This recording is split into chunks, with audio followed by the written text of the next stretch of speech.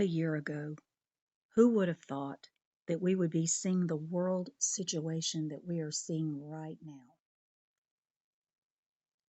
In the natural, it will scare the daylights out of some, economically, politically, militarily, weather-wise, and socially.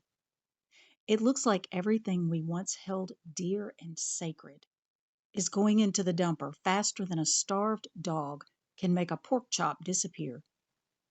However, beloved, take hope. I'm going to show you how to avoid going into the dumper along with everything and everyone else. If you will read and heed what I'm about to share with you, then you will have hope for your faith to work and to produce in your life when everyone else around you is cratering. When you see that the biblical principles of seed time and harvest actually do work, then you can share it with others. Let's begin with the Lord's Prayer in Matthew 6:9-13, which says, Pray then in this way, Our Father, who art in heaven, hallowed be thy name. Thy kingdom come, thy will be done on earth as it is in heaven.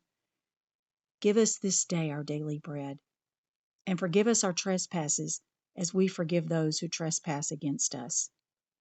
And do not lead us into temptation, but deliver us from evil. For thine is the kingdom and the power and the glory forever. The Father God wants His will to be accomplished here on this earth just as it is in His domain of the kingdom of heaven. That means no lack, no scarcity of provision, no suffering and sickness, no want for anything, and no famines in your life here on this earth. Well, this then begs the question for all of us, how can this be in my life?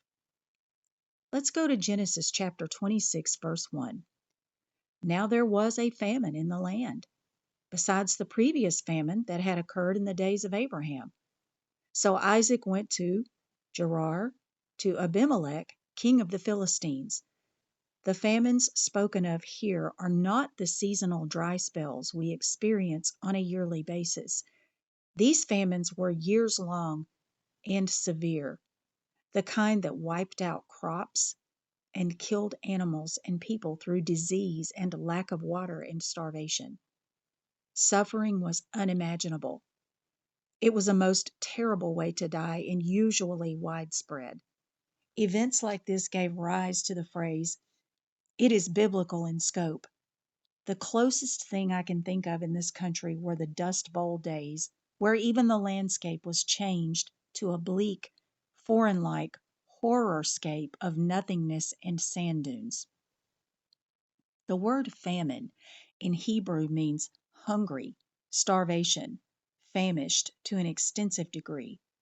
In the Greek, it means through the idea of destitution, scarcity of food, extreme hunger, wanting, lack.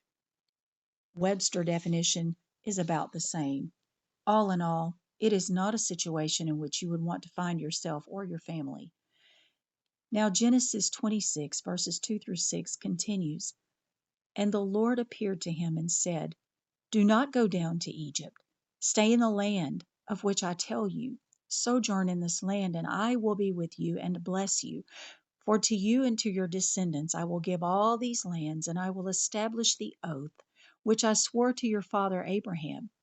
And I will multiply your descendants as the stars of heaven, and will give your descendants all these lands, and by your descendants all the nations of the earth shall be blessed. Because Abraham obeyed me and kept my charge, my commandments, my statutes, and my laws, so Isaac lived in Gerar. Now Gerar was a Philistine city in the southwest trade routes to Egypt. We call it Palestine today. Later on, this became a Native American country, likened to that, to the Hebrews. Now, while in Gerar, Isaac had the same problem with the local king, who was named Abimelech, a century apart in both cases that his father had. Abraham and his son Isaac had gorgeous gals for wives, and both guys became afraid the local king would kill them for their women. so they tried to palm them off as their sisters. However, their ruse was discovered and things were put right. The local king was annoyed because adultery was punishable by death in almost all countries at that time, and it didn't matter who you were. Okay, so we get past this uh-oh on the journey, and now we jump to verses 12 through 13.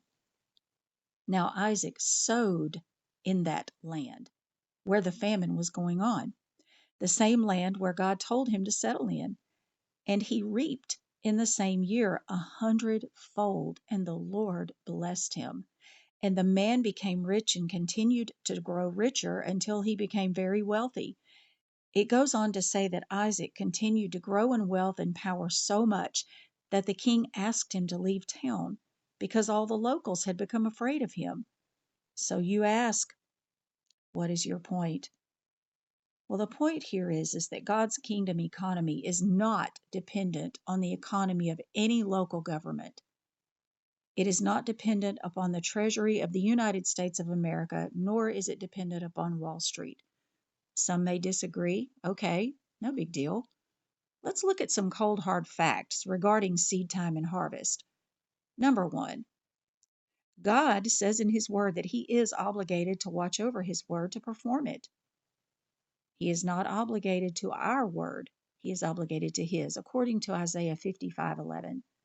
Number two, God told the earth to bring a harvest, and the surest way for a seed not to produce is for it not to be sown in the earth, according to John 12:24.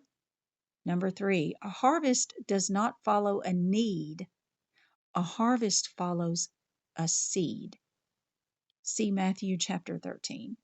Number four, the seed you never sow is the harvest you will never see. Refer to Luke 12, verses 13 through 21. Number five, the wrong seed will never produce the right harvest. See Matthew chapter 13 and Luke 6:43 and 45.